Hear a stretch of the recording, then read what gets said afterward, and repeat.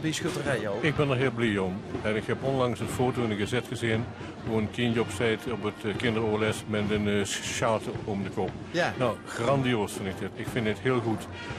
Let wel, veel kallen hier over schutterieën die een katholieke identiteit hebben. Maar er zijn ook schutterieën, met name in Duitsland, die gewoon een protestante basis hebben. Dus het kan allemaal. En de kleur is niet interessant. En als ze het moslimgeluif aanhingst, dan zou ze ook lid kunnen zien van een katholieke schutterij? Ja, waarom niet? Als die schutterij dat toelaat. Sint-Nicolaas uit Meijel.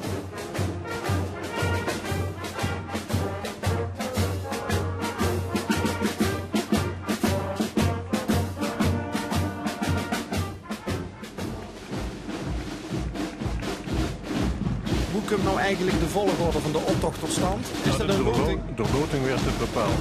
En natuurlijk, de eerste nummers van de optocht zijn weggegeven voor de schutterie uit het eigen dorp. Maar daarna is het gewoon een loting. Dus dit is puur toeval? Dit is pure toeval.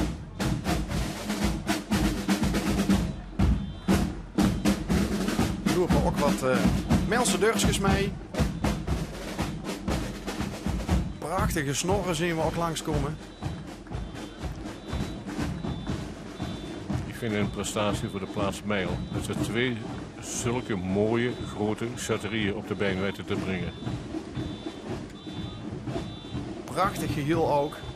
Dit groen met oranje en geel.